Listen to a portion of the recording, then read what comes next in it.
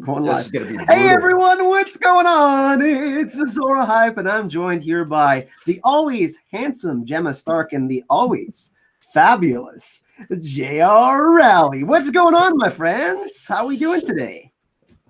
Doing good. How about you, Gemma? I'm good, thank you. Thanks for having us on. I've been looking at the chat for the last half hour. I've been keeping a close eye on you guys. Great to see you all in there, familiar faces. Yeah, definitely. I see. We had like 80 people waiting, so that's really awesome. And we obviously should we do some shout outs, Gemma? Yeah, sure. We're actually here early. Can I just say that? That has literally never happened. 5 minutes early. We did it for you. Hello, Leah of Alderan, SB McMillan, Carol Funk, The Imagination Realm, LMNC, Phil H, Scott McCloy, Mama Joe, Pegleg Pete, Nomad, Janelle Peoples, Finesse, Jamie McKenna, Shahid, Lizzie French, Tywin Lannister is in the chat, Kimmy Jane. You're all talking really fast now. Tina Rainwater, Adazon Webb, Mara Jade Skywalker, W.S. Moon, Ellen Carstairs, Ricardo Moon 2A, Amber, Carl Childers, Gig'em. Gigam, yeah, and Amin. I want to do some shout outs as well. Karen Richmond, I don't know if she's in the chat or not. It's her birthday today. Yes. Happy birthday to It's Karen Richmond. also PJ's birthday today as well. It is. And birthday to you as well. Two of the best people that we know.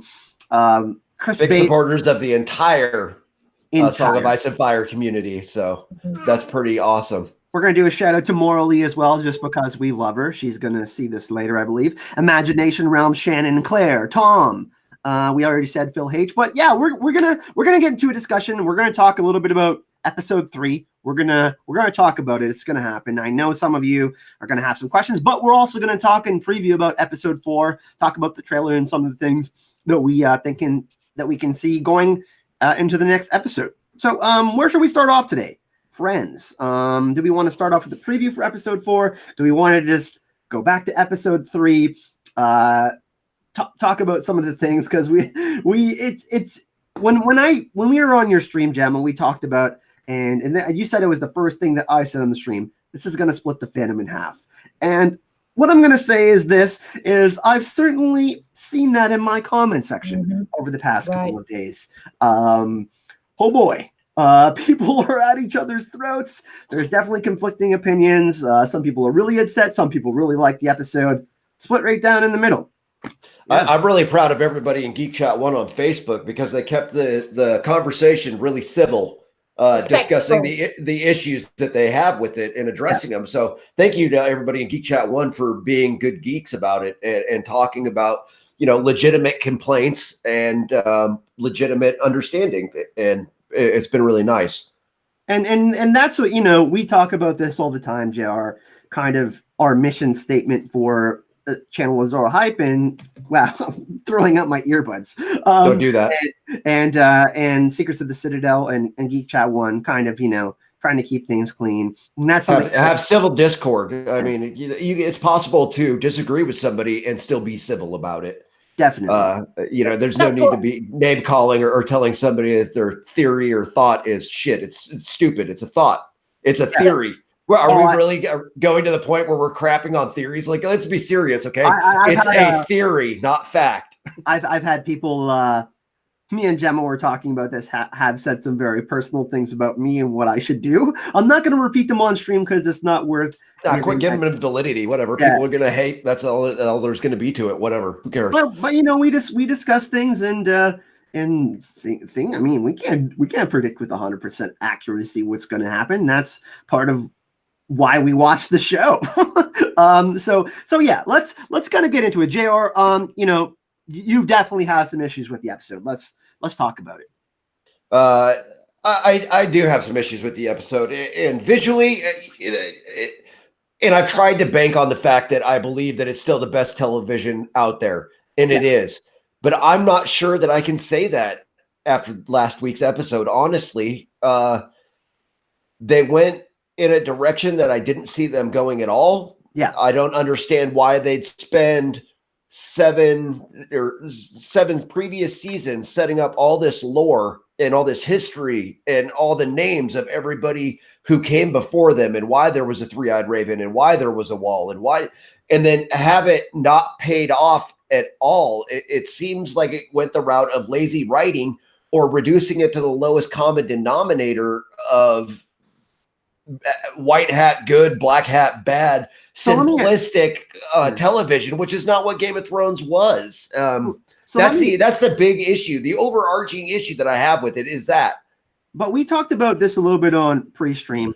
If there was a possibility at all, there was the third twist, the final third twist of the series has to do with Bran and the Three-Eyed Raven. And we were talking about this, and I'm like, what could possibly be the third twist that is more shocking than Hold the Door, Shireen?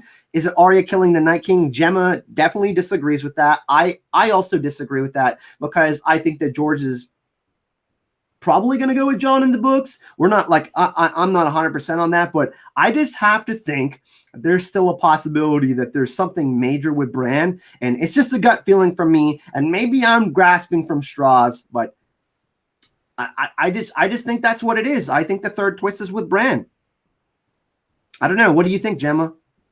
Well, I mean, again, are we grasping at straws? Are we trying to find hope where perhaps there is none? But there was a very pregnant pause, a look between the Night King and Bran. There are still 3 more episodes here. I'm trying very hard to reserve judgment until this whole thing has played out. I'm not going to lie. I'm a bit broken by this episode. I'll echo what JR has said. You know, did they just turn the Night King into this one-dimensional, evil Tolkien bad guy grur, which flies in the face of everything that George R.R. Martin stands for? I'm not angry. I'm not rage quitting. Yeah. I'm devastated. I'm not going to lie. I'm not mad. I'm just disappointed. Yeah. So let me ask you this, Gemma. I was watching the behind the scenes stuff, like inside the episode, and I was reading all the Miguel Sapochnik articles based on, you know, like his vision for this episode and whatnot. And he says he sees 3, 4, and 5 as one episode. So Miguel Sapochnik, is he our saving grace here? Is he trying to give us a little hint that we are maybe that there's something here? Miguel Sapochnik did say like 3, 4, and 5 are all one. I mean, I don't want to be overly negative, and when you bring up Miguel Sapochnik, I can be nothing but positive. Wow. I mean, that guy and what he does, that show was, for me, all about the production and not the writing. If you're looking for that positive slant, there it is. I mean, the effort that, you know, the SFX team, the extras, the models that they made. I watched the inside the episode too, and actually what was going on behind the scenes to create what they created was absolutely spectacular. How long it took, the hours that they all put in.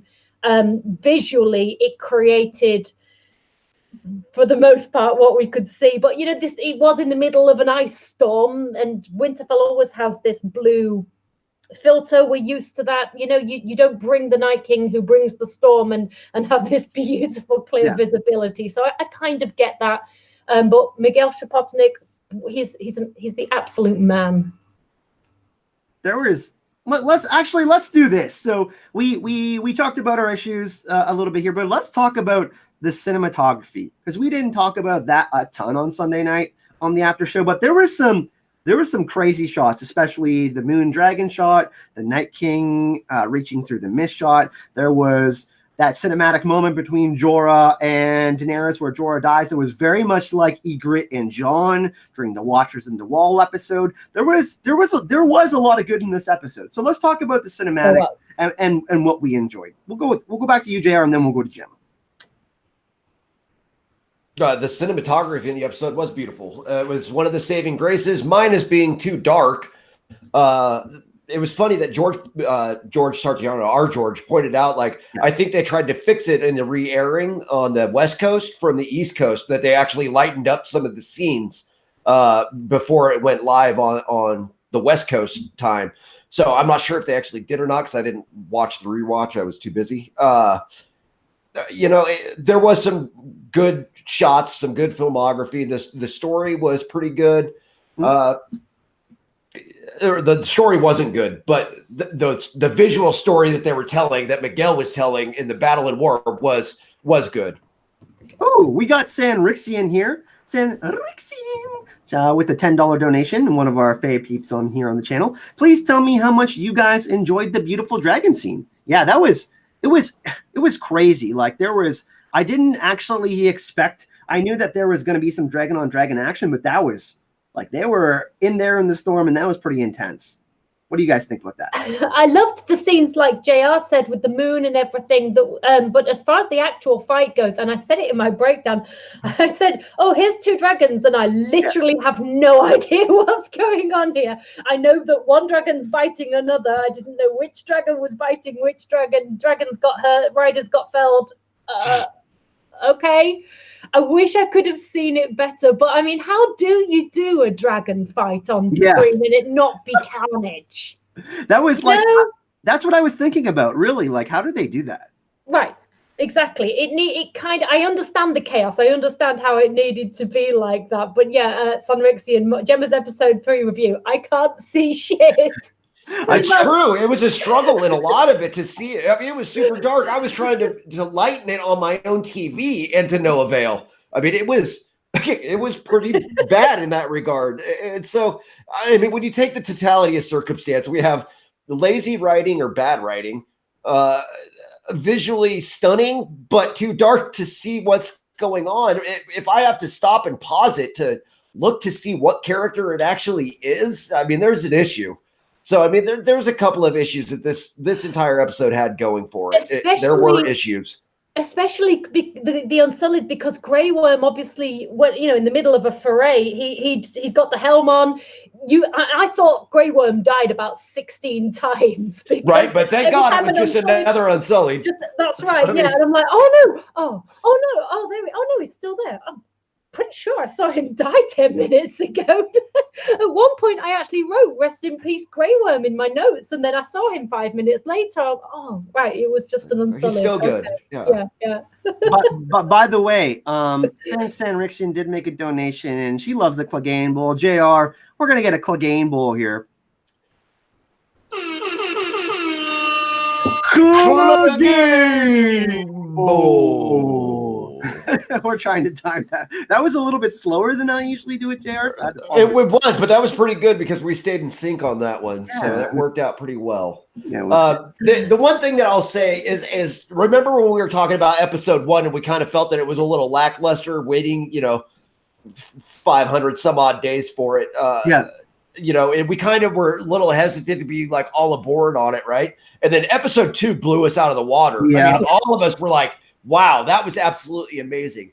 I'm really hoping that the pattern holds true, that episode 3 was meh, just to upsell episode 4 and make it look even more amazing. I really hope that's the case. I don't know. Let's transition into that because, listen, episode 3 was 82 minutes and episode 4 is 80 minutes. That's a lot of time for an episode that, like, we had, 56 minutes for episode 2?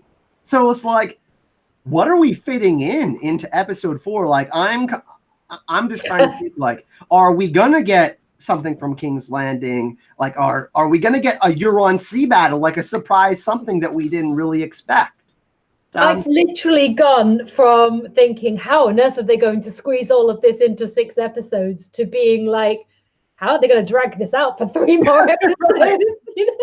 So it's like, because one thing we do see in the preview trailer, and we'll get to that donation in a second, is Euron is dropping to one knee to Cersei. And I think that Cersei's going to be like, I'm not going to marry you until you do something else for me. And I think he's going to send Euron to do some sort of mission again, maybe to finally try to destroy the rest of Daenerys' forces, because we do see them sailing off in the preview trailer. So that is something that's interesting. And in the books, we know that Euron has the Dragon Binder. We're not getting that in the show, but Euron is definitely a third act villain in the books for sure. So it's going to be interesting to kind of see how they deal with that now that we know.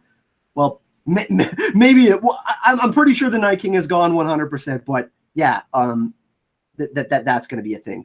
So we got a donation here. Gabby Alexinko, I hope I'm saying that correctly. Thank you. What do you think on the rumor that Jon stood up and screamed at Viserion to distract him from Arya? So this has been a comment that's been coming a lot in my comment section. Gemma, I see you nodding your head. Why don't you jump on this one? Was Jon? I haven't actually rewatched the episode yet. I've only watched it once. So what are your thoughts on that? I've rewatched the episode several times. I've rewatched that particular scene a few times, and I can't really see it. He's just kind of going, "Rah." I think it's just sheer and utter frustration that he cannot get to where he needs to get, and he's just like, screw it, I'm gonna scream at a dragon. Maybe, you know, that might come back next episode and Arya might give Jon a nod. Thank you for distracting the massive zombie dragon for me so I could go get the save in. Yeah. But I'm not sold. JR? No. No. I don't know what he's doing. I think it's out of utter frustration. I don't think it has anything to do with the sneaking around of Arya or flying over a wall. Yeah, no, I got nothing. We got another donation here. Hermione Granger of House Gryffindor. Now that their armies are depleted, what's stopping them from sending Arya down to King's Landing and getting it over with already? Yeah, nothing. Dropping her in the red. Keep from help. Just get Deus Ex Arya on the situation, and then we can all wrap this up and go get. The Ex Machina comments have been absolutely hilarious. I will say that, like, oh, okay, I get it. Arya can do anything. Well, you know what though? I will say this: Melisandre, her final appearance was fucking awesome. Okay, it was like Carice Van Houten crushed it in episode 3, and I'm not just saying episode 3. She crushed it as Melisandre, but I really enjoyed her kind of being the Lord of Light and the fiery hand in this episode. They just gave that to her, and I thought that was badass. So props to Carice Van Houten. Why did she have to go to Essos again, though? It leaves too many questions. I get what they're doing visually. I get that the fiery hand is representative. Like, I understand it. I'm not daft. But why did she have to go to Essos to do that? Right. There's no explanation. It's another magician in the box, right? Like, we still do, that poor fucker's still sitting in King's Landing in a box because Varys didn't do anything with him, right? Like, he's Schrodinger's magician. Like, we don't know if he's dead or alive. Poor guy. At least do something with him. We have too many Chekhov's guns loaded all over the place is the problem. I mean, maybe that's really the issue that I have. None of them are firing. We just have Chekhov's guns hanging all over Westeros at this point. I don't even know what to do with it. Midnight Predator says maybe too early in the stream, but have you guys heard of the idea Sansa is manipulating Tyrion for the Norse independence? Maybe the third trial for love. I'll take that one because I absolutely believe she is. She's politically savvy enough to do it. I think that's exactly where she sent Jans Royce back to the Vale. I think she's moved Jans Royce into position because he wasn't at the Battle of Winterfell to talk to Edmure on the way to the Eyrie. And she is going to get those forces to back her play for Northern independence and ultimately for independence of the entire 7 realms. So that's what she wants. She wants a representative government, and they can keep the capital of King's Landing, but she wants a representative government, much like the United States works, right? Like, we have the capital of Washington, D.C., and then we have the states have their own independent, ability to do anything as their own, right? Sovereign states of themselves. That's what Sansa wants, and that's what she's going to make a play for, and she's going to gather the support of the Vale and of the Riverlands to do it. Can I add to that? So we know that we're getting Edmure and Robin Aaron this season. That's what I want to say. Go ahead, Jenna. I think one thing we saw last week was Dany in the fray. She was on the field. She was on a dragon. She was taking out whites. She was on the ground. She picked up dragon glass. She had a couple of kills herself. She got her hands well and thoroughly dirty during that battle. What was Sansa doing? Sat in the crypts, admitting how useless she was. She didn't even save anybody in the crypts. She hid. And I think that's coming back around to bite Sansa in the backside when it comes to support. To Tyrion? No, just general support from the Northern Lords, from anybody. Ultimately, you know, in in the trailer we does, see yeah. Dany getting cheered. Dany got her hands dirty. She was awesome in that episode. You know, we've never seen her fight in that way before. She was, you know, I was going to say balls to the wall, and then I just did. But you know what I mean. You know, Sansa's literally hiding in the crypts, whinging about how useless she is. Dany's there, getting stuck in, doing what she can, risking her life, nearly dying several times. The dragons nearly died. People are going to see that, and this is going to be a huge turnaround in the support that Dany's going to see, and maybe a lack of support for Sansa if it is going to be a versus situation. I said that the first 2 episodes where the showrunners were trying to tease this false narrative that Dany was the Mad Queen. She went to, and I said in my video that she's going to go to bat for the North, and she's going to prove herself, because in the first couple episodes, Davos told Tyrion about how you have to earn their respect, and she was calling herself the rightful queen. She definitely did that. I mean, 100% agreement with that. She certainly is now. Oh yeah. She's earned a spot as being a queen. Yeah, no, I don't know what they're going to do with Sansa now, but you're right. I mean, so our dream of Tiny Danza may not come to fruition. I don't think do some Littlefinger. They have set them up to be opposite, so the opposite end of the spectrum, and I think the show might go well forward with that. One thing I do want to shout out, we have 955 people here in chat. Thank you so much. Of course, if you're liking what you're hearing on the panel, I always try to let everyone know that JR's YouTube channel, you can go subscribe to that in the comments section, as well as Gemma's. All their social media and stuff is in the description of this video if you want to go check them out, because they're awesome. Let's get to another donation here, friends. Let's Linda Persida, by the way, let's do a shout out for Linda here, because she's been super supportive of LML's channel and this channel and your channel, Gemma, and just the whole community. Indeed Geek. Indeed Geek as well. Linda, like, you go out of your way. You let us know if you want something special from Con of Thrones or something like that. We'll grab something cool for you. But thank you very much. I really appreciate it. Let's get to the question. She says the North didn't get help from Glover, which I hope they address in the next episode, or Cersei. If all men must serve and the worst monsters are human, do you think Lord Glover will get his comeuppance along with Cersei? Remember how Robb threatened Lord Umber. So what do you think about this? Do you think that in the next episode we could see an executioner or something like that? I don't know. I mean, is he even going to appear in this season? Like, I'm not sure. I don't, he's probably, like, the Night King's army just probably assimilated him and he's done, right? Yeah, I think the throwaway comment, the Glovers aren't coming, blah, blah, blah, it was a segue into Sansa throwing shade at Jon and Dany's relationship.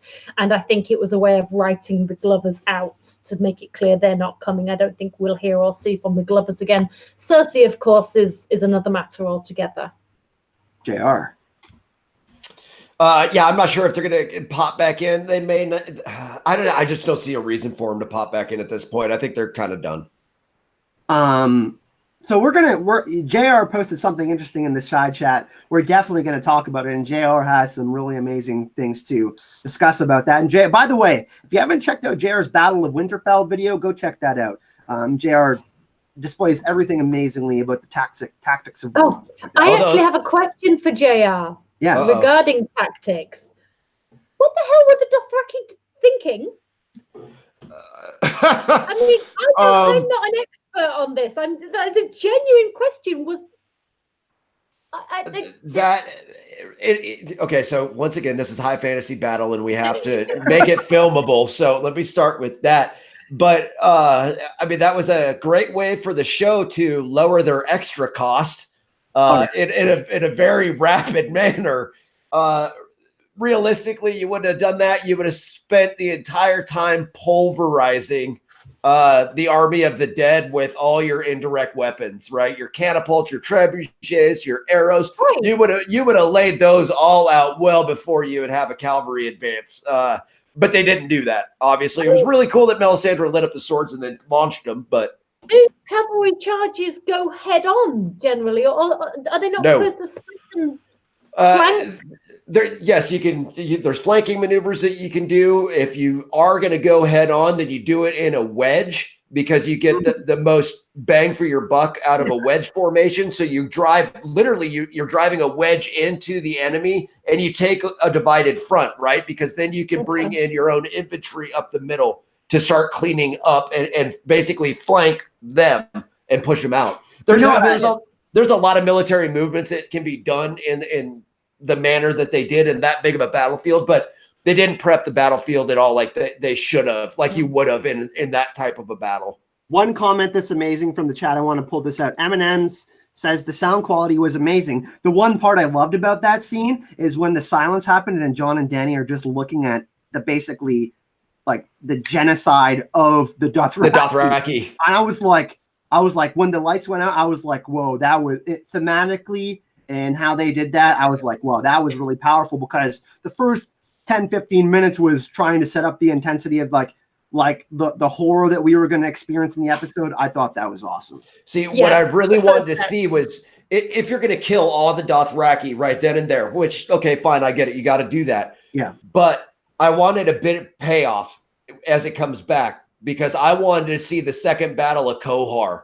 I wanted to see the Dothraki charge into the Unsullied, and the Unsullied making them pay for charging them again, which is, if you don't know the historical battle of Kohar in the books, basically they reference it in the show, and it's the battle where the Unsullied kept back 25,000 to 50,000. The estimates differ.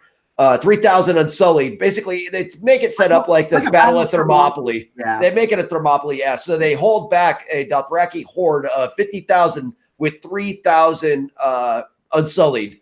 They killed Khal Temo, all of his blood riders and all of his sons. So when the new Khal emerged in the Khalasar, he rode them in front of the gates in procession, and all the warriors cut off the braids and threw it at the feet of the Unsullied. Now, the Unsullied took a beating on this one too. There was only 600 to 800 of them left at the end of this battle. So, I mean, if you're going to kill the Dothraki in that manner, have them come back in a way that's meaningful, right? And then have the second battle of Kohar right in front of Winterfell. It would have been beautiful.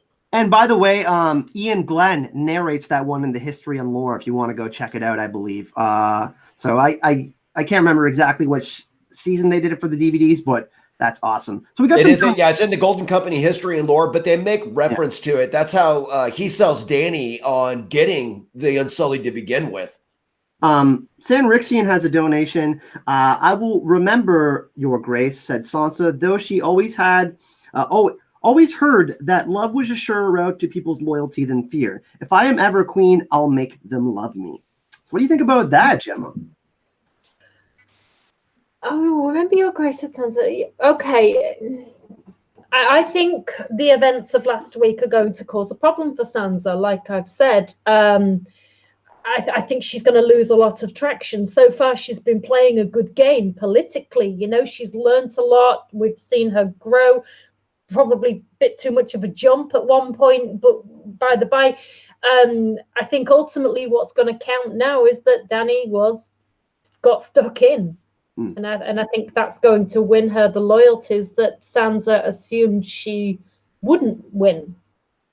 We have another donation, JR Gabby Alexinko again. What do you think Bran's new role will be that his nemesis is gone? And would it have been cool to see an undead face in the crypt? Yeah, I thought they actually might come through the crypt. That might have been like a couple, like not even the Night King, but even like a White Walker. That would have been, crazy. See a White Walker kill someone in the crypt. But do you think there's something up with Bran, JR? Possibly. We don't know. We're outside of the realm of speculation. They've gone away from the books, which is canon for the show. Well, not canon for the show, but it's the basis of the show. I mean, let's face it, without the books, you don't have the show. Without the show, or where the show chooses to go from here changes things, right? So all this nonsense about, well, separate the book from the show. We do it all the time. We understand they're two different mediums. We get it. We're not daft. We understand. And we've always admitted that, the show's gone a different direction, and we know that. I enjoy both of them. At this point, though, the show's changing, and it's going away from the history and lore that they've set up in the show, which becomes a big issue. Okay, I can separate the fact that they're not going to delve into, a millennia of history that's in the books, right? I get that. They don't have the time to do it. But what they did do was set up the crypts as being way bigger than they were in this episode. They've set that up since day one with finding the dreams of going to the crypts, with seeing Ned Stark in the crypts in dreams. With we've had it. Maester Lewin even said to Theon that he could escape to the secret passage. Yes, that he can escape through the crypts. So we've had all this buildup about the crypts, and now we have no payoff for the crypts, other than it was a safe place that wasn't really safe.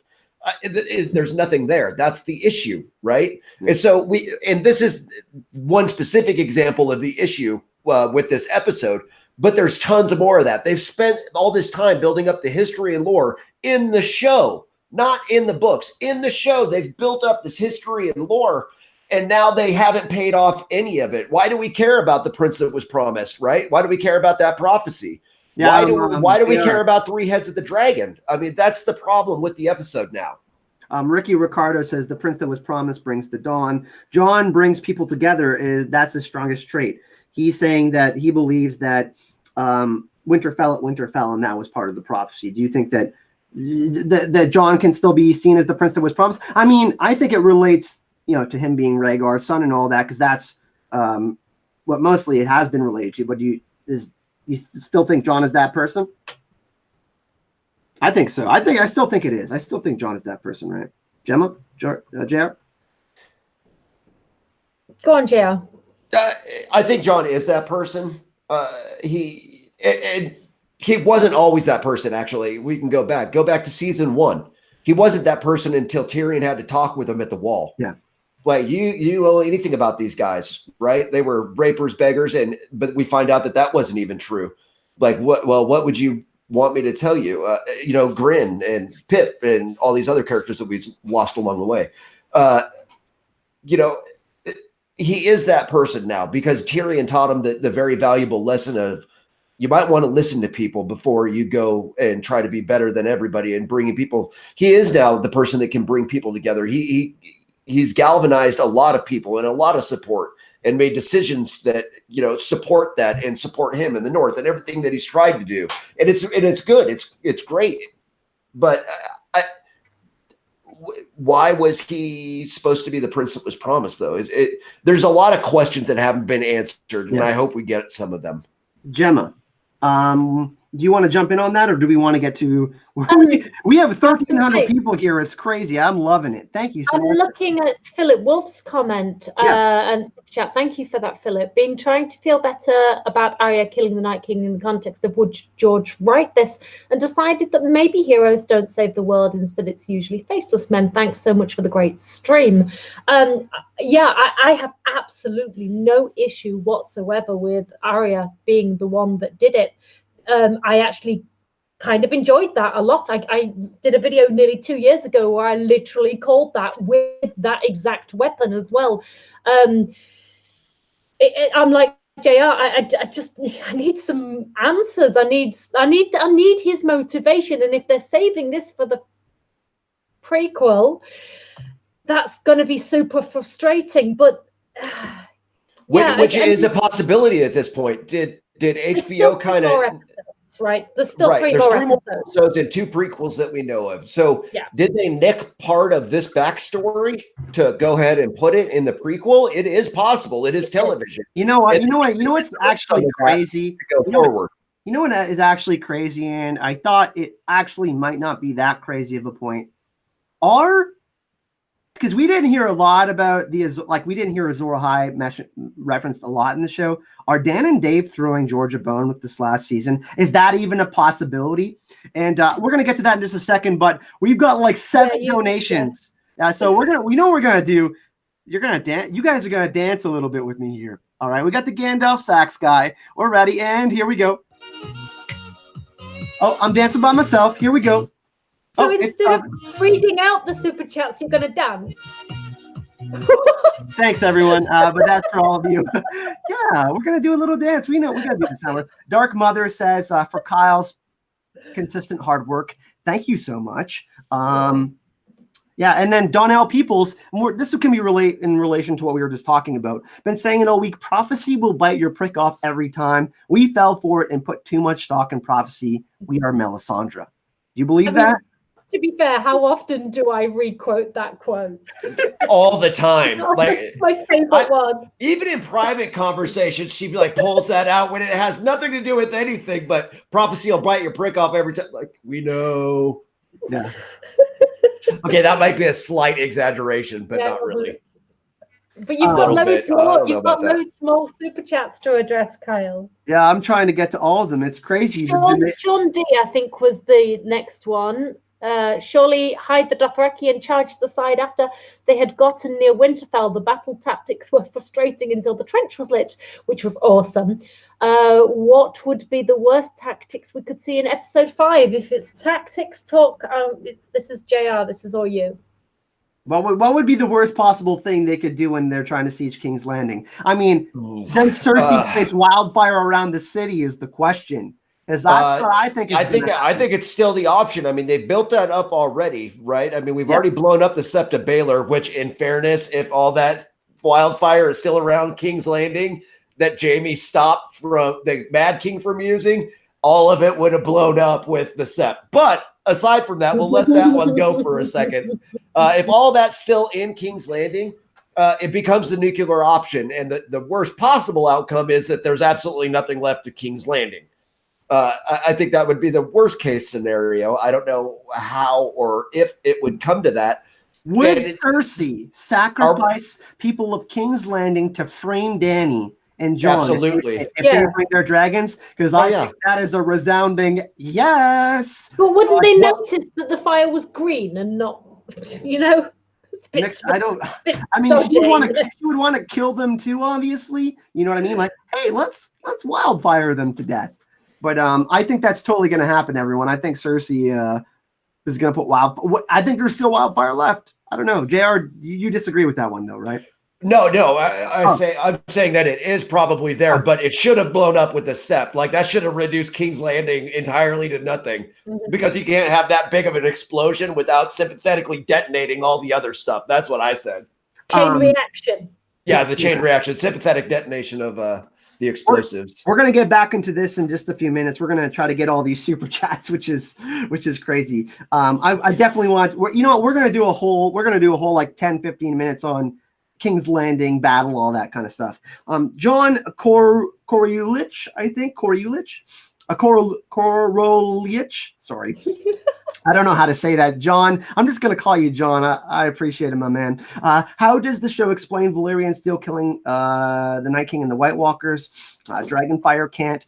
They didn't behind the episode. They said it was specifically Valyrian steel that was the Night King's weakness, and it had to be exactly where he had the dragon glass. So I mean, obviously this is going to be expanded more on in the books, I believe, but that's what the showrunner said for the show. Gemma. Sorry, I was too busy copying and pasting more super chats for you. Right? Well, everybody is like trying to keep on top of you guys. You are insane in the chat right now. Apologies, I completely wasn't listening. We're trying to get to as many questions as we can, people, by the way. And we're still looking at the chat and still going to be pulling like questions and all that. Like, thank you so much. Where do we go next? Do we just keep on going? John Haymaker, Arya shanked him prison yard style. Yeah, she did. That's pretty funny. Sorry, I thought it was hilarious. Okay, so which one are we on next, Gemma? So I'll pay attention this time, I promise. Sylvia, right? We got Dark Mother. Yeah. Thank you, Dark Mother. Sylvia. So we got everyone else, right? Sylvia says, what if Arya became the Night King just as Bran became the Three-Eyed Raven protecting? I mean, so you're talking about Arya getting marked, Sylvia, show diverting us from the Cersei just to make the third twist extra impactful. Some people have been talking about the mark on Bran's arm, this idea that he's corrupted by it, kind of like JR, we've been talking about Horcruxes. Yeah, Horcruxes in grayscale. I mean, we've kind of seen, okay, so we have the touch on Jorah that started the grayscale infection. Would the mark on Bran still kind of work the same way? Is he imparted in that? Is the Night King part of Bran because of what happened there? We really don't know. Yeah. No, and there was an undeniable moment that, you know, again, and like I said at the beginning, we're clutching at straws, but there was a moment between the Night King and I rewatched it a few times, and the Night King quite literally cocks his head. Like, what? Does he almost kneel? Does he almost kneel in No, front he of Bran? didn't almost kneel. Stop with that. I No. saw. I knew that was gonna piss off Gemma because it's been in the comment section everywhere, and I had to There was trigger a my moment. watch stream people. Okay, so he's looking at Bran, and then Bran, obviously, they're doing the creepy stare off thing, and then the Night King quite literally goes, as though, what's this? Now, was he seeing Arya getting the cat's paw dagger? Was there another exchange in that? What was going on? Was this a swap over? What the hell was Bran doing? We saw him take off, skin changed into the Ravens. So we saw him, and then when the Ravens see the Night King, from that point onwards, Bran is literally having a nap the rest of the entire episode, pretty much. What was he doing? Do we think that's going to come back around, or is that just not a thing?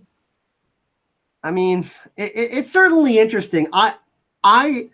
Maybe it was because I want it so bad, but I just think there has to be something more with Brandon the Three-Eyed Raven. If he's like, we've got 3 80-minute episodes left, I can't just get around to it only being about the Iron Throne, right? John was looking at the Godswood, and this all happened in the Godswood. That's just my personal opinion on it, and I feel we all. This is where I'm kind of at with. It's shocking for this reason, and this is why I'm hoping that there is some additional twist, because Cersei Lannister has always been a major player. I'm not going to take anything away from Cersei Lannister and what she's achieved, but this is like Infinity Wars. Say they killed Thanos in the second act, and then suddenly it was down to Ronan the Accuser to be the final bad guy. You've built up Thanos for 10 years. Are you effing kidding me? It was Ronan all. Sorry, guys. Right. Actually, the final boss is Ronan the Accuser. What? It's kind of, so that for me, I really need there to be more to Bran and the Night King and whatever. There's got to be something there. Please. Yeah, so, we have Imperial Currencies who just made a donation who says the Three-Eyed Raven started the game as a raven making Aerys mad. That still could come to fruition maybe, because we know that there's the Jaime Lannister thing, and we know that Jaime and Bran are connected. That's really interesting. Anime Lover says, oh my god, 1.3K watchers. Yeah, that's awesome. Actually, 1,400 now. And actually, if you're enjoying this, I think we have 230 likes. Hit the like button if you're having fun and enjoying the live stream. JR, we have a couple more super chats. You want to read one out?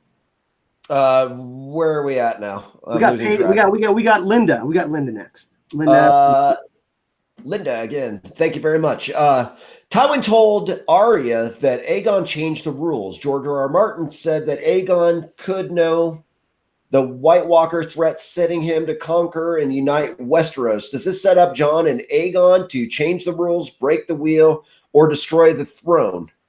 Aegon Targaryen, he is the one that conspires with Sansa and Varys to the crown. Dany, I'm kind of losing it there. Is that the same question? Basically, it's about Jon breaking the wheel, essentially, and there's some sort of conspiracy with kind of like a split between who's supporting Dany and Jon. Yeah, that's what I was saying earlier on about this Dany v Sansa thing, and Sansa's on the back foot now because she did sweet FL in the crypts, and Dany's now the savior, blah blah blah, and everyone's going to think she's the best thing since sliced bread. The one edge Sansa could have over Dany is if Sansa already knows or finds out about Jon's true heritage. Yeah, when's that going to happen? Sansa would use that. That information would be a weapon for Sansa. No doubt about it. So let's talk about this, because this is a really interesting subject. And Paige Roberts says, could Bran have told Tyrion that Jon is Aegon Targaryen? We don't know what was said in that conversation. So not everyone knows that Jon is who he is, right? There's only a certain people. And where's Jon going next episode? Is Sansa staying in the north? Who's leaving where? What kind of decisions are they making? We know that Dany's fleet is leaving, but we don't necessarily know who's going to be where, right? So that's going to be a really interesting thing next episode. Okay, is it revealed? When is it revealed that Jon is who he is? because I don't know this. I thought it was going to be way earlier in the season. I'm surprised. Does it ever get revealed at all? It has to. Right? I think it has to now. Before, I wasn't 100% sure that it was even really the main issue, but now it does all seem to be for the throne, apparently. Yeah. Then it becomes an issue again now. Now we've got rid of Winter is Coming, despite the fact we've been building it up for 17 years in one episode. Now it is all for the throne. So Jon's heritage has to play a major role in this. Whether Jon wants it or not, that doesn't mean, other people aren't going to use this as a weapon. Right. I was joking about that with Kayla from Geek Chat 1 earlier. It was actually kind of funny because I used that exact same line, Gemma. It's like, well, it's going to be really interesting. Like we said, there's 80 minutes next episode. That's a hell of a lot for like a setup episode, right? Like we only got 3 episodes left in Thrones, so I think that we're going to be surprised next episode. Aria Rios says, "What is going to happen with the seasons now that the Night King is dead?" So winter fell at Winterfell. We know that. Is winter over, or will be just a normal length? So this idea of spring coming, we know that winter has also hit King's Landing. Is that going to continue now that the Night King is like? Is there going to still be this long winter, or is there only going to be this hope of spring and this kind of in the end that's what George is trying to get to? There's still this bittersweetness. It's still winter, and there's just this idea of hope in the future. I don't know. Are they taking baby Sam with them? Oh, that's very interesting. He's one of Craster's sons, right? JR. He is one of Craster's sons. It really depends on what the show chooses to do at this point. Right. We're kind of off the reservation. Like we don't have any, supporting evidence anymore. The show's going to do its own thing, and that's fine. Yeah, definitely.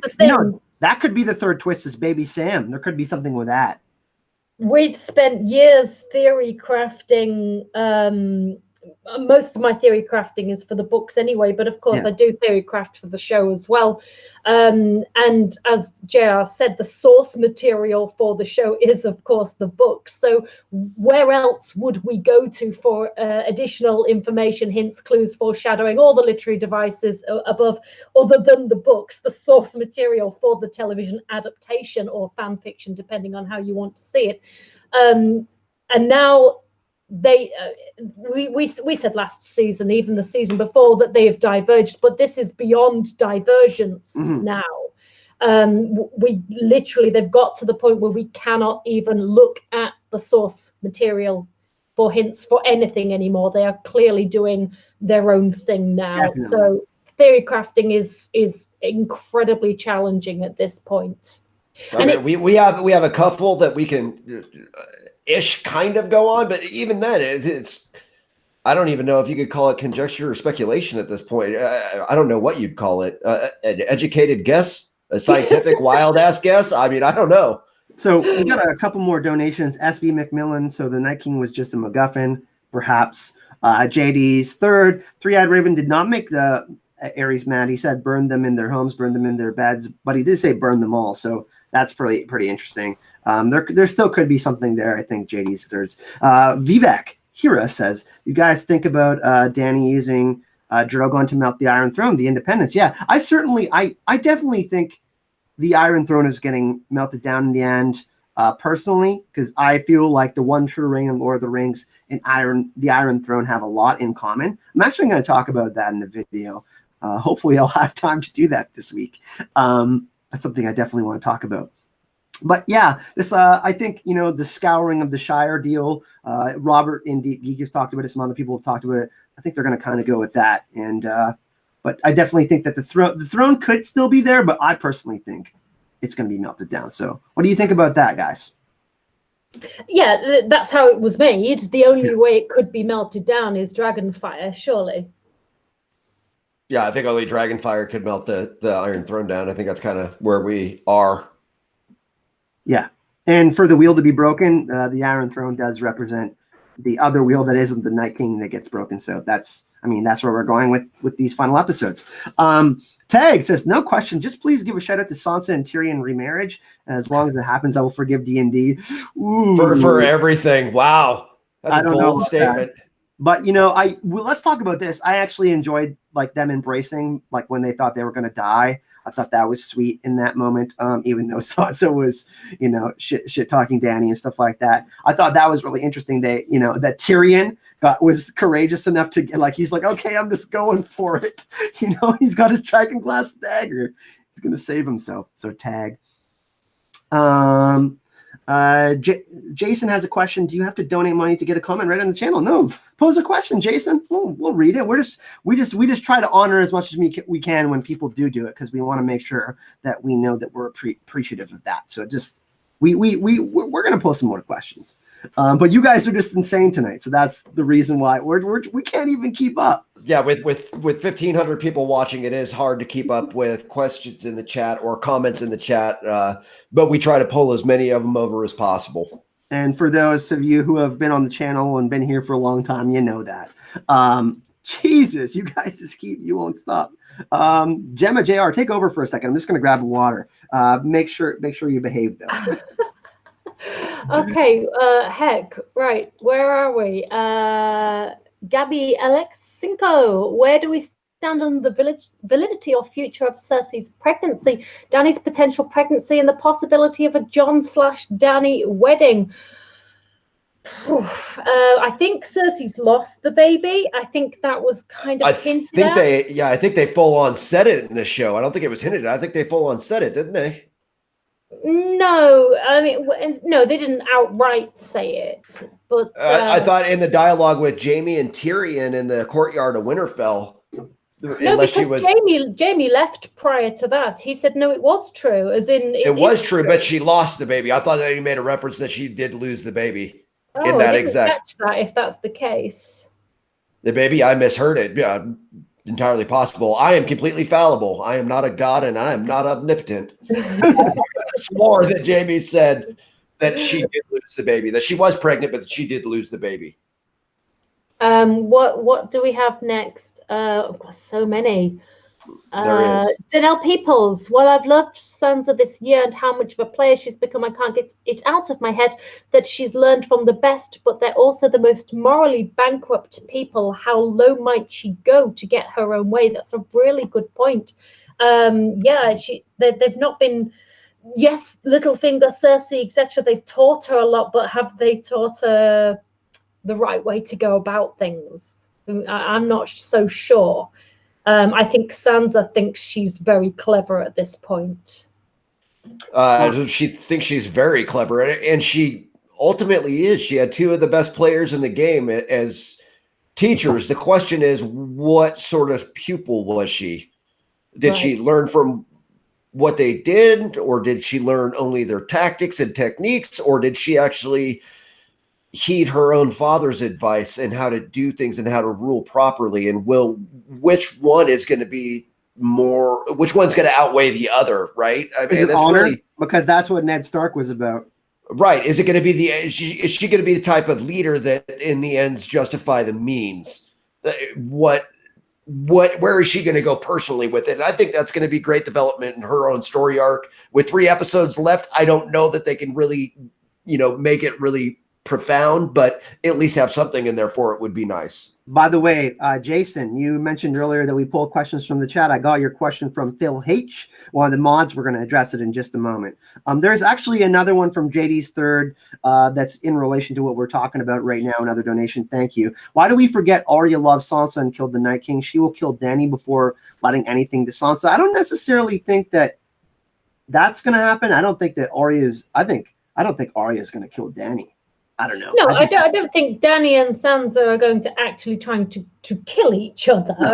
No. But I think it's going to be potentially a political battle. But I think it was Tim Flowbug earlier on in the chat said that the battle last week has sort of torn Sansa down a peg. And yes, we did see that. We did see her literally admitting how useless she was. So maybe that's the way it will go for Sansa. Who can say? We'll have to wait and see. She doesn't look very happy in the trailer, though. That has to be said. And the dragons are flying off, and Rhaegal has a big hole in its wing. We do see that in the preview trailers. So Sansa looks like she's going to be in the north while they're leaving. So is she going to stay there? I think that would be appropriate for the Lady of Winterfell.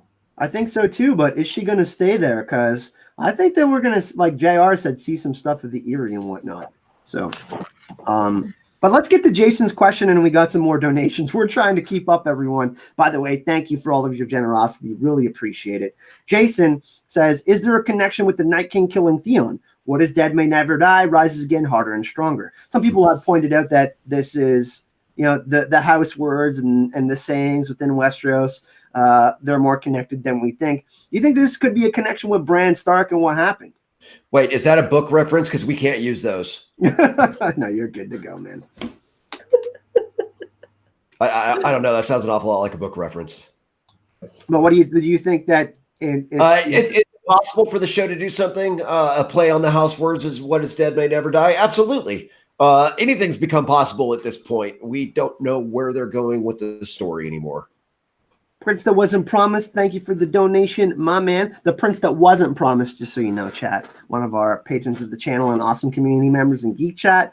Midnight Predator.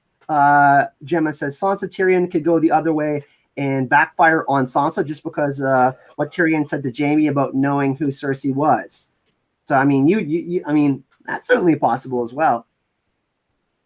Yeah, it's a possibility. I really want to see Tyrion's conversation with Bran pay off. I think there's something interesting there about that conversation. I actually talked to Aziz about this the other night, and I asked him if he thought there was significance to that. He said no, and I'm pretty trustworthy of Aziz, but I don't know. I think there's something there.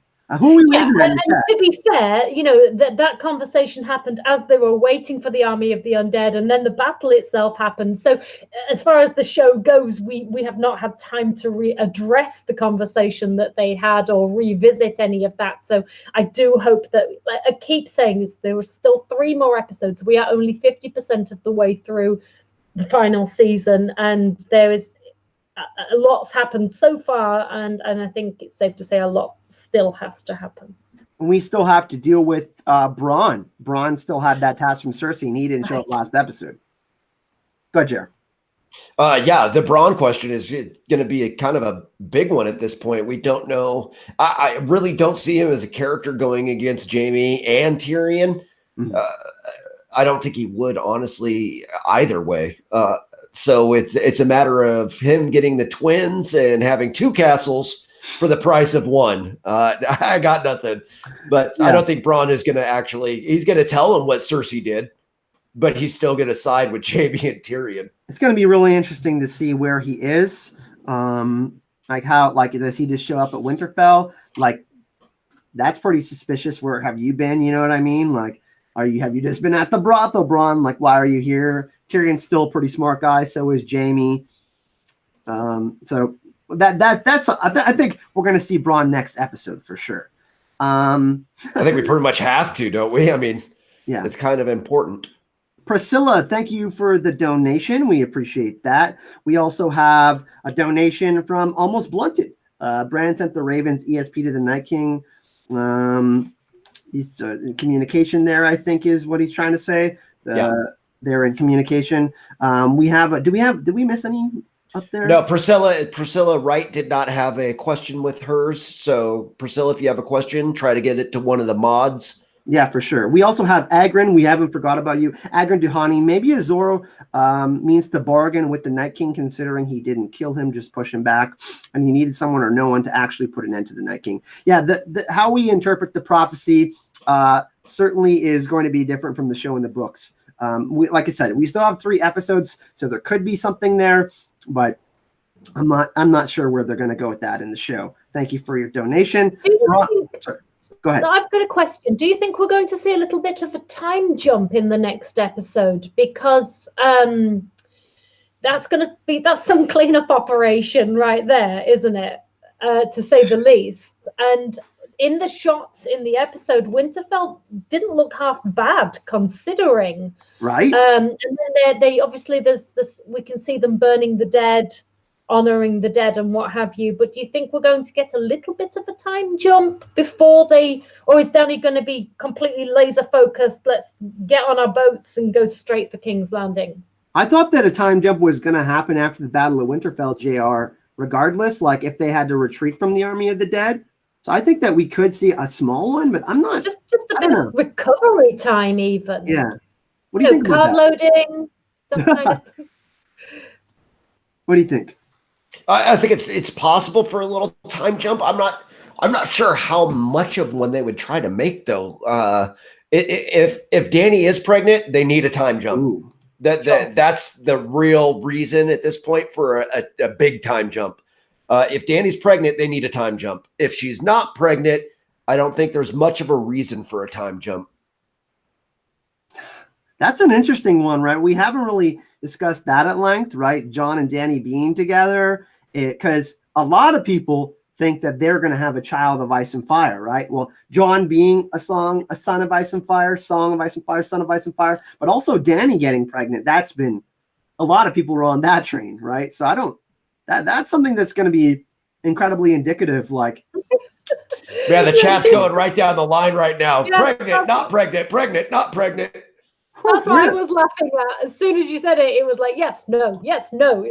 The fandom is so divided right now. It's actually quite painful to watch. You guys are crushing it, by the way, in the chat. There's so many donations we can't even keep up.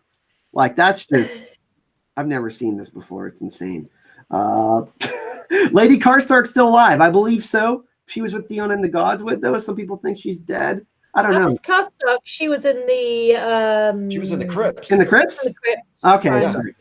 Sorry. I swore I saw her. Yeah, I don't think she would be in the Gods. Why am I saying that? No, she was with Theon and Bran initially as they walked through the courtyard when they went onto Tyrion's pan.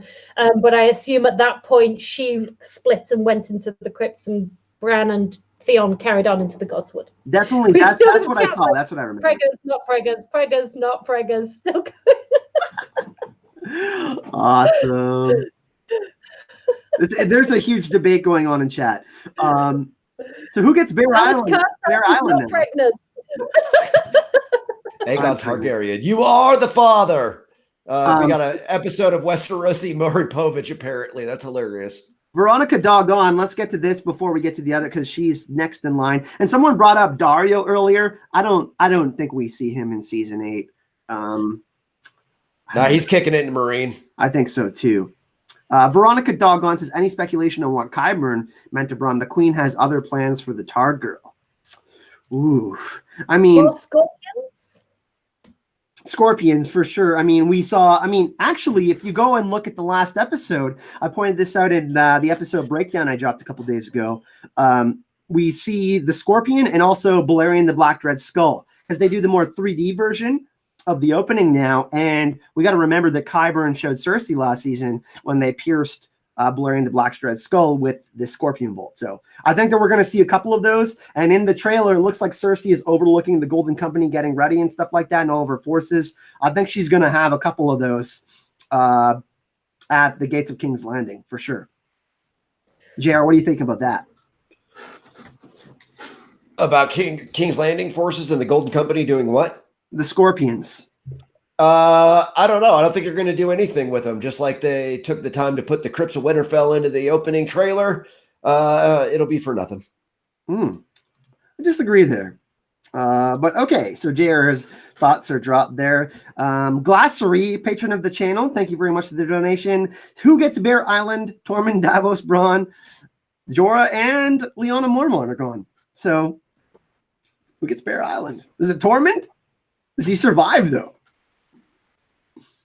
Tormund would make the most sense, I suppose. He does have an affinity with bears. he does, and I did like the little book nod for Giant's Bane and Lyanna Mormont killing a giant. That was hey, I appreciate that little nod. Thank you for that. Yeah, and she was only originally supposed to have one. She was only supposed to appear in one episode, so. Props in memoriam to Bella Ramsey, who played Lyanna Mormont. She was awesome. When she got I was like, oh my God, no, not Leona. So thank you, Glassery. We got another one. I'm going to scroll up here. Hakon, it's Xeric. I hope I'm saying that correctly. My God, I am not good at that. Do you think they will have sports in Westeros? Winter Olympics? Oh, toothless hockey. Okay, thank you for trolling me. I really appreciate that. I do love my hockey. I am Canadian. Gabby Alexinko says possibility of Danny calling on the Dario and the Second Sons. Ooh, I don't know if we're going to see Essos again. I thought that we might see that with Mel, but Gemma's shaking her head and she says no. Yeah. The Second Sons, I would highly doubt it at this point. Yeah. Salvador Sam, please. No, just kidding. Yeah, Salvador Sam's going to sail the Second Sons over. That's a bit of a tongue twister, isn't it? Going to sail the Second Sons over the Seven Seas of Sinbad. I don't know. I don't think we're going to see Brown Ben Plum or any of those guys. Yeah, no, I would really love to see Brown Ben Plum, but I don't think it's going to happen. I think Dario and the Second Sons are firmly planted in Marine, and I don't think they're coming over. Yeah, he's just chilling over there. Peagle Pete, what's going on? A patron of the channel as well. Thank you. Who do each of you think was injured so badly in episode 3 that will die in episode 4? I didn't see anybody take a grievous injury. I thought Rhaegal was going to bite the dust, but he's alive. So, and Sam died at least 15 times, but he did survive that. So his trousers also died very badly. He needs new trousers. Oh, Sam! Everyone's giving Sam shit because he laid there and cried. I'm not going to lie. I'd have done the same. I'd have laid there and sobbed and wept too. I'm not even kidding you. That was horrendous. What's actually crazy though is like, okay, so they're like, oh, we're winning, and then they just raise the dead again. They're like, oh, we have to kill them all over again, and they're like literally like with their forks, like trying to kill the army of the dead. Yes, poor Sam, man. People have been shitting on him lately. You know what? He killed the first White Walker in the show. Let's and a Fen. Yeah, we got to remember he killed the Fen too. Prince that wasn't promised with the donation. He says, and this is for the whole panel. Another quality stream donation train is chugging along. Hit that like button, folks. Really, really appreciate that. Thank you, my man. And we're still 1,400 strong here. I know History of Westeros is starting soon, but we're going to go for another 15, 20 minutes while I have these awesome people on. Let's talk a little bit about the Golden Company, JR. Oh, really? We're going to talk about the Golden Company, huh? And look at JR's shirt, by the way. If you guys haven't checked out Geek Chat 1, go subscribe to JR, by the way. He has an awesome theory that we're going to talk about right now. Let's do it. So Golden 66 is what I dubbed the theory. It came to me a while back on one of Robert's live streams that I was with him on In Deep Geek. Yeah, Robert from In Deep Geek. And we were talking about Cersei, and I dropped this little bit of what I thought could be a possibility. And so the theory basically goes that the Golden Company, because they were founded and formed during the Blackfire Rebellion, ultimately wanted to seat a Blackfire on the throne. That something is written in their original founding that they would never depose Targaryen or a Blackfire, something along those lines, and that they will turn the tide of battle against Cersei and wind up not killing, but turn against Cersei and join sides with Dany and Jon's cause. So that's the basic outline of the theory. I actually have a video that'll be out on this exact subject tomorrow around noon. Midday it should be out. So JR, like I said, has a channel called Geek Chat 1. Also an awesome Facebook community. Find the link in the description of the video. Go subscribe. Awesome guy. Also almost as handsome as I am. So yeah, we're go check out JR. I think it's a really strong possibility. I'm really on board with the theory. You don't set up an entire company that's never broken their word without the possibility of them breaking their word, right? Right. And yes, some people are pointing out in the chat, execute Order 66. Yes, that's exactly where I came up with the name from. It is a rip from Star Wars with the Golden Company, so hence Golden 66, which is why the shirt that I made for the entire theory, because I'm cool like that. As you can see, Star Wars background, a season 8 story. It's really funny. It's actually available on the merch shop. Yeah, JR has his own merch shop. He has awesome shirts and stuff like that. Just getting that up, launching JR. Yeah, like I said, we call it the Geeky Oasis on Facebook. So we talk about Avengers Endgame, Star Wars, Game of Thrones, all that kind of stuff. Sarah Farouz says, love the stream, guys. Why did they troll us with the Night King's starry eyes and follow through? Well, Sarah, we're not going to go into that because we've addressed this about 7 times tonight, but artistic license. artistic license, I guess. Thank you very much for the donation, Sarah. Really appreciate it. But JR, the Golden Company deal. Like when we discussed this a couple weeks ago on Geekend News on your channel, we talked about the idea of the Army of the Dead pushing everyone back to King's Landing, and then right, and then the Golden Company being like, yeah, we're not going to side with you. Like you're crazy. Like the Army of the Dead is here. Like. And Cersei, the idea of her going mad like Mad King Ares, even more so. Like, yeah, she blew up the Sept of Baelor, but I think we are going to see a more paranoid Cersei because I think in this episode, everyone, we're going to see a little bit of a surprise, and I think she's going to send Euron Greyjoy, who's going to get roasted by the dragons, and then Cersei will have less people around her. Like Daenerys is going to start to have less people around her over the next couple of episodes. So that's just how I think about it. But I'm going to throw it to my panel members here. I'm concerned that they're going to make Cersei way more OP than she should be. I do appreciate Danny and John and all the rest of them that, that they've been significantly weakened. Even the dragons are injured. They're still dragons, though, right? So JR said it several times now. I really don't know where this is going now. And there's nothing wrong with that. Cool. Surprise us. It better be the shock of, utter amazement. It better be something. Barton Campbell is just referencing what we just talked about. Is Cersei's army now larger than Jon and Dany's? Oh yeah, it's bigger. Now, absolutely. Yeah, now it is. Now it definitely is. But we knew that was going to happen. We really knew that was going to happen. It wasn't a big secret at this point that we were going to lose a lot of the Northern Alliance, or we need a new name for them. The Society of the Living. What were their combined forces called? The Realms of Men. I don't like in the Marine Corps. It'd be like a Marine Air Ground Task Force, right? A MAGTF. I don't know what we call it, but the combined forces, the Joint Operation Command of Danny and John.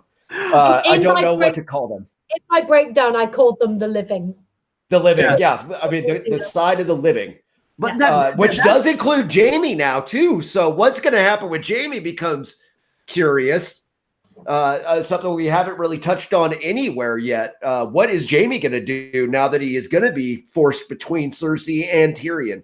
Like literally the worst position for Jaime to possibly be in, he is now forced into. Well, I think after he saw what he saw in the last episode, especially fighting side by side with Brienne, I don't think he's ever going back to Cersei. And I just can't see him do it.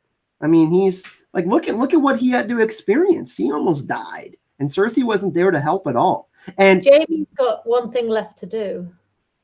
He's got to kill Cersei. Surely this is down to Jaime. We've always, and I know Kyle, we've both agreed from day one that it has to be Jaime. I know there's theories about Euron, Arya, the Hound, even all these younger brothers. Tyrion, of course, is a big contender for this, but it has to be Jaime. Especially with how much they gave him in episode 2, I think that Jaime's going to have an epic arc this season. And with 3 episodes of 80 minutes left, and people love Jaime now, I think that they know that. I just hope that he gets the prop. Like Jaime's got to be the bound car, right? But I'm just worried that they're going to give it to Arya. Who is our Valerian expert? Who do we have? Do they use plurals in conjugation of verbs and whatnot? Like, do they have a plural?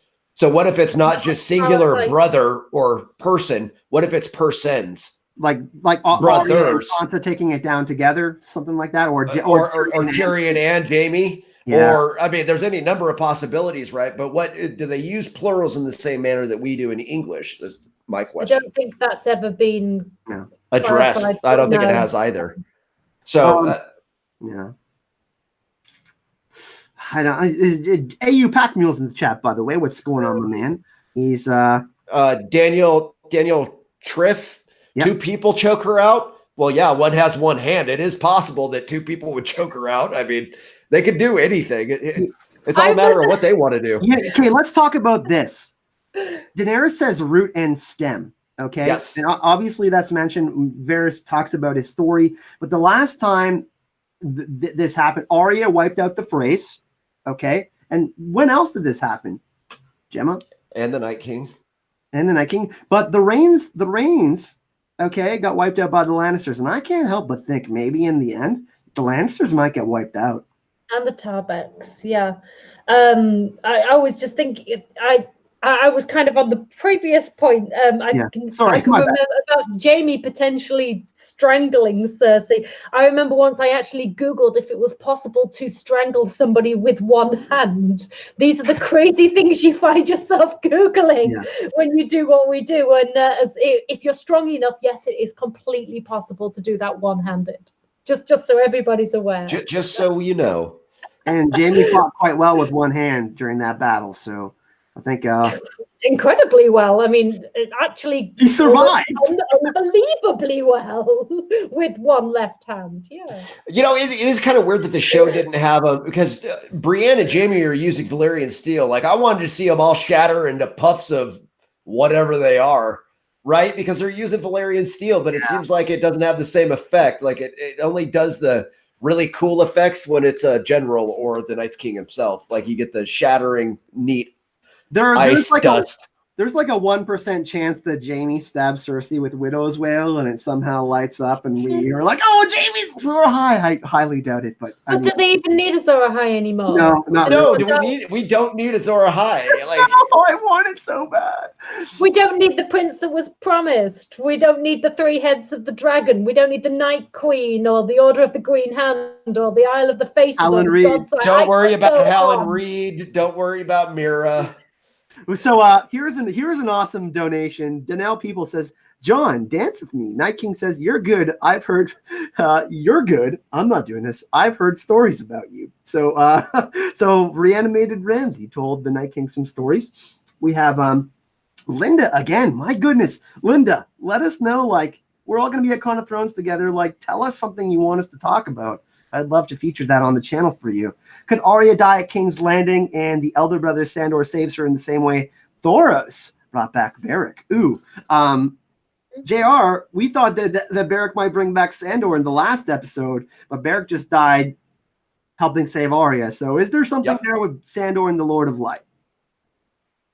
I don't know. Oh, that hurts me so much when you just did that, dude. Oh. Yeah, I mean, seriously, it's like, okay, well, yeah, I don't know. I don't know what they're going to do with him. I don't know what the Hound's point is now. I mean, he cowered again on the battlefield because of fire. We've already seen that multiple times. Shouldn't he be conquering that? Shouldn't that be part of his story arc? Are they just saving that getting past it? I don't know. Yeah. If he burns his brother alive with fire, then I'm fine. Okay, then you got over fire because you lit your brother on fire. Cool. The science white that he is, I guess. Yeah. Sorry, go ahead, Jim. Sly Separator in the chat has also pointed out a really valid point. What is the point of Jon Snow? Why was he brought back? Surely that indicates, because they did make a point of why Beric was brought back, whether you like it or not, they made a point of that was his purpose.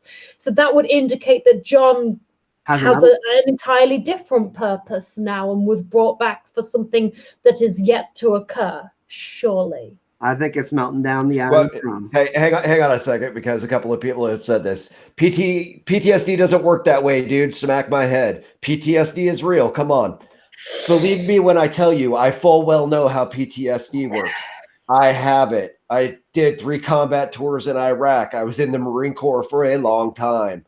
I full well understand PTSD. I'm not throwing shade at PTSD. What I'm saying is, in the context of a high fantasy story like this, they regressed a character instead of advancing a character, right? We should see some healing or something coming of it. I'm not throwing shade at PTSD at all, or anybody that suffers from PTSD. That's not what I'm getting at.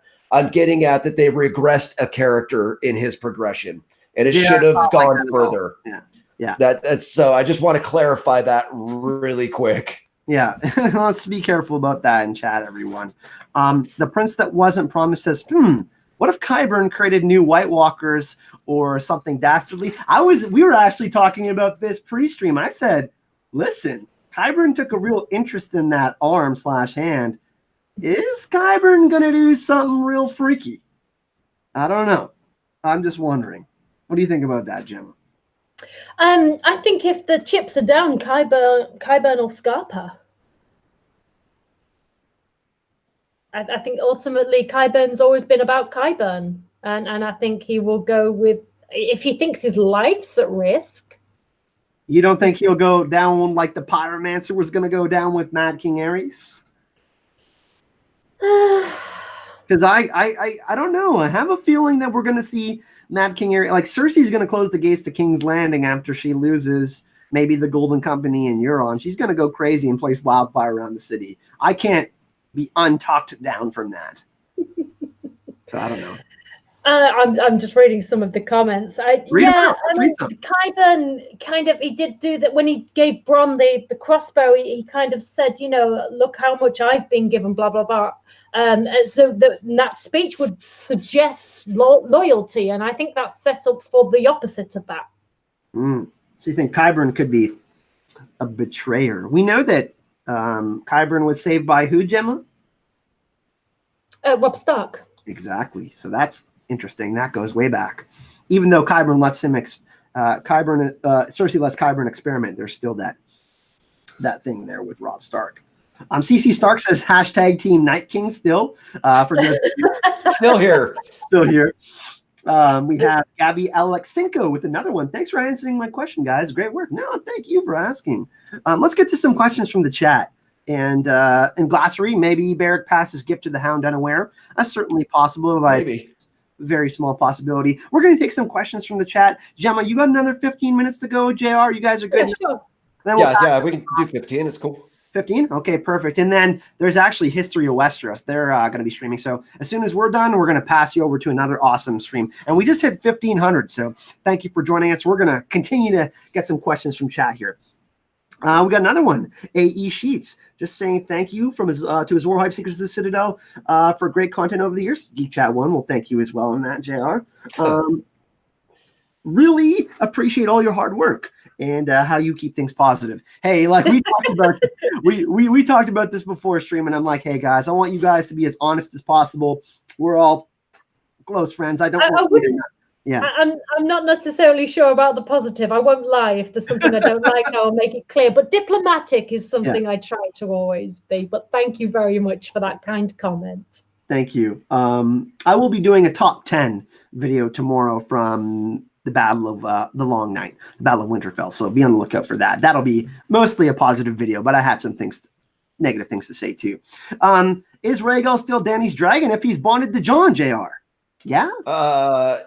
With the history that we know and we've talked about, with Tyrion has talked about the show several times, usually the rider bonds with a dragon. A dragon can have a couple of riders, but not unless the rider is dead. So it would appear at this point that yes, it is bonded with Jon, and because of that, it is no longer Dany's dragon. Right. Agreed. Yeah, we're all in agreement there. John says Dany's vision, House of the Undying vision. Let's talk about this because I think that we can kind of connect this to maybe what will happen in King's Landing in the last couple episodes. A destroyed Red Keep covered in snow. Jon is king and breaks the wheel. There is no throne to sit on. What do we think? How are we interpreting what happens? Because Dany goes beyond the wall too, right? In this storm, we saw her fight for the side of the living. Winterfell, but we also see Khal Drogo and Rhaego, and that can be maybe interpreted as the Nightlands and her resisting that. So what do you think about that? Also in that scene in the show, the blue rose. There's the blue rose in the stained glass. And in the books, they talk about the blue rose in the chink of a wall, the sweetness that's growing from that. So, Gemma. Obviously, in the show, we got a very shortened version of the House of the Undying. Dany actually sees a ton of crazy, weird shit in the House of the Undying visions, some really bizarre stuff. She sees flashbacks of the Red Wedding and all sorts of, flash forwards. of Robb Stark, and she sees Westeros, the War of the Five Kings. All sorts of stuff goes on there. But what they focused on predominantly in the show's interpretation of that was Dany reaching for the Iron Throne and then pulling back at the last minute.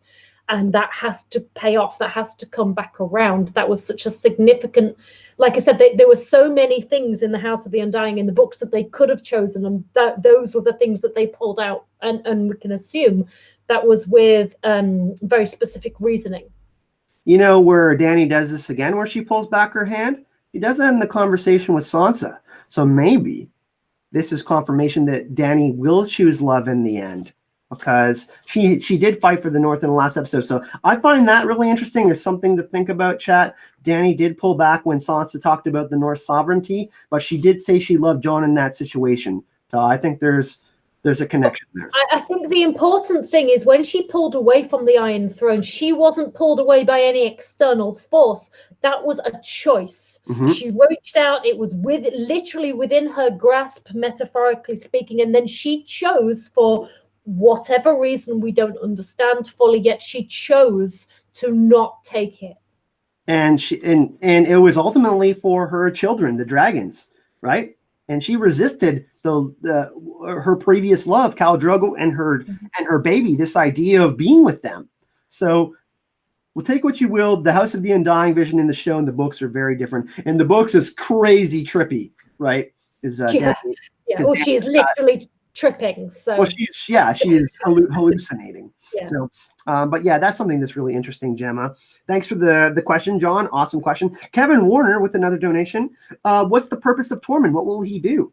Kevin thinks he should have died. He's going to drink milk and be the bane of giants, obviously. Thank you, Kevin, for saying that we rock. That's awesome. I mean, we could say that about a lot of people. We're questioning, why did R'hllor or whatever bring Jon back? What's Bran gonna do? There's a lot. What about Jaime and Brienne? Ooh, I got an awesome one from the chat, Gemma. Varys from Alan. Alan says Varys. That's somebody that we didn't. Varys is still alive. And he's very prominent in the trailer when Dany does the whole "we won the battle, we're all awesome, congratulate ourselves, pats on the backs." She's sat Dany, Varys, and Missandei. It's interesting that those are the people that she's chosen to have sit by her side, and not Tyrion, for example. Mm-hmm. Very interesting. JR, we're talking about in the preview trailer. See Daenerys. We just got an awesome question from Alan in the chat. Daenerys has Missandei, who straight up flamed Sansa, said, "You guys wouldn't be alive because if the Dragon Queen wasn't here." Which is, I mean, look at how much damage Dany did during the Battle of Winterfell. Like that was. And that was some awesome flouncing from Missandei as well. I mean, she flounced like a boss. That was awesome. I loved that. John Lathmans asked me if I cried. I didn't. I gasped a lot. I was shocked. I put my hands over my mouth a lot, but I did not cry. No, I was close. I was close a couple of times, but I didn't, which is actually kind of surprising for me, because anybody that self-sacrifices, like, I can't help but get choked up. It's just like I always do. We didn't get time, though, did we? We didn't get time to it was, or mourn or process. It was just so chaotic. Fast. Yeah. There was a lot, and it was fast. I mean, it was very fast-paced, so you didn't really have time to mourn a death in the same manner that we would normally in the show, I suppose. Yeah. It does appear that they're having a funeral of sorts. So actually, I think tears will be more likely next week, because for me, whenever I cry at the death of a fictional character, I don't generally cry at the death of the character. I cry at the reaction of the people that are left behind, at their loss. Yeah, so when you see Sam burning Dolorous Ed and Dany having to burn Jorah, that's the one that's gonna hit the feels, I think. What's really interesting is how Stark and Dany's team seem to be separated during the funeral part of the trailer. If you look, and there's some pictures up on Watchers on the Wall. They had some extra pictures today, but Jon, Sansa, and Arya look really, really, really sad. And Sam has a torch as well. Sam has a torch, and Grey Worm has one. Mm-hmm. So they're showing this division again, this the separateness of both these camps. So that's pretty interesting, right? Also, Utsi, I see that you've dropped 2 donations in chat. Thank you very much. There's no question, but let us know if you want to say something. And Regina Samuel says she loves us. We love you, Regina. Thank you very much. Tubbs had a great comment in chat. Yeah. Tubbs, 1971. I cried for the loss of my theories. We all did. We all cried over the loss of our theories. I had someone. Tubbs's theories. Tubbs had some great theories that involved a lot of tinfoil. It was great. Yeah, I think a lot of us, a lot of the creators, like 90% of us, or like 99% of us, took an we just watched the Lord of Light torch all of our collective theories like it was a burn barrel. At least we can laugh about it now after a couple of days and be like, oh, right, we got 3 episodes left.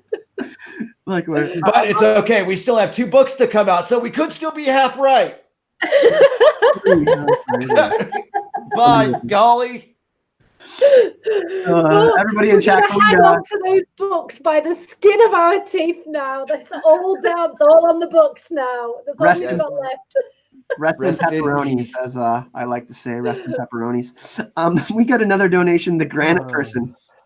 You think Varys is a Blackfire book or show? Yeah, definitely in the books. Hey, hit the like button. And it says, I really love this community, Granite Person. Yeah, you know what? Despite like me and Gemma and JR were talking about, like, did we just like feel like we're in a car wreck? Because that's how I felt after the episode. I was like, you know, just. Well, Gemma and I were talking about feeling exhausted after Endgame. And I kind of felt like this after the episode, but for a different reason.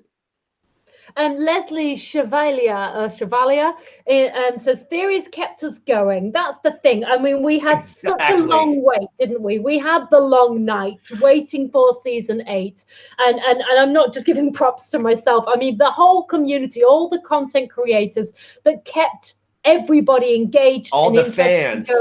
Like, look at what we did during the long night, right? 500 and what was it? 30 some odd days? 95 days. It was almost 600 days, JR. Yeah. Huh? Almost 600 in total, man. Yeah, it's almost 600 days, right? Like 2 years almost. That's what got us through, guys. Like we literally had nothing to talk about, so we found stuff to talk about and still talk about. And this is what the community's done as a whole. You guys all wanted content. We wanted to create content, so we found a way to compromise, and we made a lot of content. So, I mean, it was amazing. Lady Marmalade says, you guys make disappointment bearable. I'm really glad, because we were worried about this stream tonight. I was like, all of us were. We all had private conversations going with each other and talking to one another about worried about this episode tonight. But you know what? Like, after coming on stream, and this is a testament to our community and how awesome all of you guys are. You guys are like cheering us up. We're cheering you up. It's this copacetic thing like Jared has talked about. Like, you know, it's great. Like, and you know, very symbiotic, very, very circular. Symbiotic. And we're experiencing this together. Like, you know, it's we're going to have things that we wish happened that aren't going to happen. We're going to have things that we're surprised about, that we're cool about. There's going to be things that are left out that aren't talked about at all, that we're like, yeah, you know. And there's still 3 episodes left and 2 more books at least. So, I mean, we have plenty of material to talk about down the line. But, you know, it was fun to come up with some of these theories. We knew full well that some of these theories were crackpot theories when we did them. I mean, we joke about tinfoil all the time. I have a tinfoil crown, not downstairs right now, but I have a tinfoil crown for it, right? I mean, we were coming up with all sorts of stuff because it was fun to talk about. It brought people together, and everybody went, okay, that sounded crazy, but I kind of see where you're going with it. I don't mind it. It was the best part of everything. We have Utsi, who made 2 donations and now has another donation with the question here. I think Brienne is alive for Jamie. He did say he wants to die in the hands of the woman he loves. Is that what kept her alive? I think they kept each other alive, actually. I mean, we saw them. I mean, Jamie doesn't have a right hand anymore. They were in unison there, fighting together until the very end with Podrick. So that's how I saw it. And in episode 2, when Jamie asks Brienne if he can fight on the left flank with her, he doesn't say it as much. He kind of stops himself, but he kind of says the reason why I came to Winterfell was, and then he kind of stops himself, but he gives her a look, and I think it's very clearly insinuated that he came for her. And well, I think because that she basically was like, "Your honor, man, right now, I'm not respecting it, right?" And then and that's exactly why Brienne stood up, because he was signaling, "Hey, I came here because of our conversation, and I didn't forget the promise that I made," right? And that's like, that's the reason why he looks at Brienne. He's like, I'm not fucking with you right now. Anthony Shattuck says everybody in the room of Jenny's song survived. Correct. And literally this time last week we were saying, what if everybody in that room dies? Oh yeah, literally we were talking about that at the same time last week. That is too funny. That's crazy. And Tyrion says, I think we'll live. Right? And so they all did. And so they all did. People were saying Tormund was gonna die. But you know how many people said Brienne was gonna die? I'm like, that's not happening to my gal. Gemma, did you see the comment that I posted? You want to read that one out? Yeah. Cheryl Lindsay at Geek Chat, 3 heads of the dragon. Yeah, okay. So the legend still lives on somewhere, right? Well, no, that's what she was saying, that we're the 3 heads of the dragon. That's what I mean. Yeah, we will take that torch. Yeah, we're going to have to use that torch better than Davos' signaling, because he needed some work on that, apparently. Okay, let's talk about one more thing that we really each of us loved about episode 3, and then let's give a prediction, because I know Aziz is going live and I want to send all of these awesome people there too. So let's one thing that you absolutely loved about episode 3, and in the chat I'd love to hear all of your suggestions of what you loved as well. So Gemma, let's start with you. I love the first act, the tension that and the amount of times that they relied on silence, and just the fact that when the Dothraki went, yeah, we questioned what was that all about, but visually, and the tension that was building up, and Sam being terrified. But for me, the MVP was Mel. And when she lit the trenches, I actually thought that was her moment. I thought she was going to go up in flames with the trench, and that was the only way she could get it lit. But and we see the flames in her eyes. It's a gorgeous shot. And then we see the aerial shot of the trench snaking around Winterfell. Absolutely spectacular. Predictions for next week. Politics. A lot. So the shot that I loved, that I thought was absolutely brilliant and beautiful, was Jon and Dany on Rhaegal and Drogon up at the moon above the storm that the Night's King brought with him. I thought it was a really great shot. I don't know that we needed it. I didn't know that I wanted it, but I love it that it was in there. I don't know why it reminds me of like 1989 Batman, right? When the Batwing like goes up in front of the moon and then drops back down into the battle. Like, that's what it reminded me of. And I'm of that age where I'm being nostalgic about stuff that I loved when I was a kid. So I loved it. I loved that scene for that. Predictions for next week. I think you're going to see a lot of players get moved on the board. You're going to see the next battles coming up. So we're going to see where they're going to be positioned at and where we're going to get the ongoing battle. You've got 2 super chats. Yeah. Sounds good. At the end, we have to find out Bran is controlling every move, playing this higher level of chess, which is what you're suggesting. I like that. We have to reevaluate out complaints. Every move was mastered in this last episode in series. Yeah, I'm going to do my review tomorrow, and you're going to understand why I'm going to say I'm going to reserve my judgment until I see the last 3 episodes. Because Miguel Sapochnik, I trust him. And when he said that 3, 4, and 5 were 1 episode, I was really intrigued about that. And we still have 3 80-minute episodes left. So I'm going to stay optimistic, because you guys know I love to do that. But then that's what we've said from the very beginning of this stream. We are only halfway through. There are 3 more episodes for them to throw at us. Who could say where this is going from this point? But you've got another one from Linda again. And I love this. Can I read Linda's comment out? Because it's so nice. Yes, but before Linda, if you have a suggestion for a video this week or next week, message me privately, and we'll work on something. I'd love to honor everything that you do for the community. I really mean that. You're awesome. Go ahead, Jim. Linda says, theories take courage. They really do, more than people realize. The amount of times I've put out a video and thought, oh, I don't know how this is going to be received. A wrong theory dies 1,000 times before its death, but the right theory tastes of death but once. Vala Mogolis, y'all. Great live stream. Vala Morgules, Vala Dohairis. You know, I got to Welcome, Linda. interview David Peterson and talk about Vala Morgules. That was one of my favorite moments. Vala Dohairis. He's so good. You know, one thing that we didn't talk about, and I have to highlight it, is Ramin Djawadi. Oh my God. Music. Oh, man. This guy, he needs to win some awards, because that whole Night King sequence was like the Light of the Seven sequence. And I have to go back and rewatch that a bunch, because I listened to the song almost exclusively while I was editing my video today. And it's so good. That is the first time they have ever done that in Game of Thrones. Slow-mo. They have never done that before. I mean, correct me if I'm wrong, but I cannot think of another example where they chose, and it was super slow-mo, and the music was Braun getting Jamie off the horse is slowed slightly before he gets to him, isn't it? Is it slow? No, I guess it was at full speed. No, this was unique. Yeah. Yeah, I think that was a complete standalone moment, and I think they kind of broke the rules a little bit of what they normally do. They Grease Death? I know there was. What's that? Grease Death? I'm not sure. No, I don't think so. No, her death took a long time, but it wasn't in slow-mo. They did panning shots, which were beautiful, but they've done that before. So yeah, everybody that's been watching us or will watch us later. Wow, we had 1,500 people on a Wednesday.